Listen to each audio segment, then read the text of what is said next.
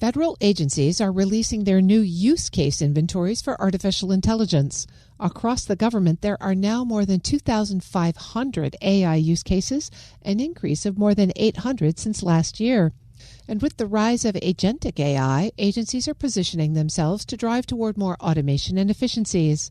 Kelly Fletcher is the Chief Information Officer for the State Department, and Kris Saling is the Chief Technology Officer for the Office of the Assistant Secretary of the Army for Manpower and Reserve Affairs. They talk about the state of their AI rollouts with Federal News Network's Executive Editor, Jason Miller. Fletcher leads off this excerpt from the discussion. We are actually doing something a little bit different with AI than what we've done with IT historically. So I think I appreciate all these government folks with me. You know, historically, we would roll out technology, we would test it really carefully, and then it would be sort of like etched in stone. And users knew that, right? Users knew like, well, you know, I wish that this page was before this page or it was configured differently. And you were kind of stuck. And with AI, we're doing something very, very different. When we rolled out our generative AI chatbot, we call it State Chat. When we rolled that out over a year and a half ago, we actually, had 300 users that were piloting it when it was so buggy. You know what I mean? It would crash, things would go wrong. But we said, listen, if you want to influence what happens here, get on board. And they got on board. And then we rolled it out and we said, okay, we're going to roll it out to a small group of users, but we want them to be involved. We want to be intentional. We're going to let them sign up. And then we had about 3,000 people. And they were giving us constant feedback. So we would change the underlying prompt. Before our analytics showed the change, our users would be chatting about the change. It was amazing. So these users both affect what are the next capabilities that we add to the chatbot, but then also identify problems. So in the space of AI, I think what the State Department is doing is they're getting used to technology being iterative and there being some shared responsibilities around what are the next capabilities and how does this thing work. It's been really cool. That change, and we'll get into the workforce side of this discussion in a little bit.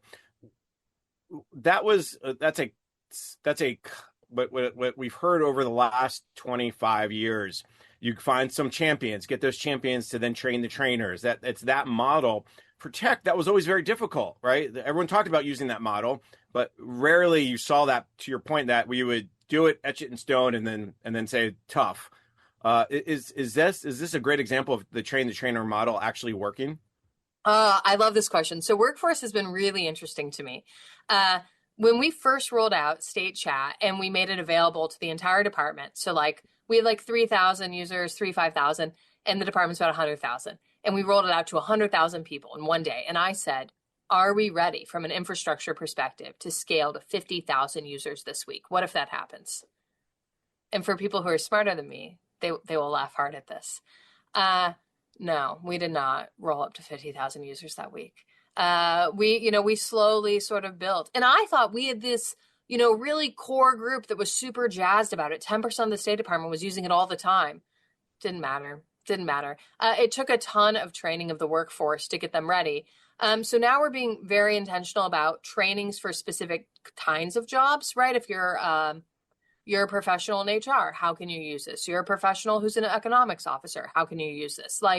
We're trying to do real targeted training. And then we're also starting an AI, sort of the advocate at every embassy. Because part of the challenge is that the State Department's in 190 countries. And so, we have an around the sun model for support and sustainment and engagement. But if you're in Bujumbura, it's really valuable to have your friend in Bujumbura know how to use this thing. So we're starting to get really intentional with that, with region as well. All right, a lot more to dig into that. Let me turn to Kris Saling from the Army. Kris, the Army, again, has been on a path and a journey around AI. I've talked to the Army CIO, Leo Garcia, several times about this. Where are you all today? What's your strategy look like? So that's kind of been the fun part. I was trying to figure out how to answer it. It's well, we have strategies, but we have strategies, and that has been our problem up until this point.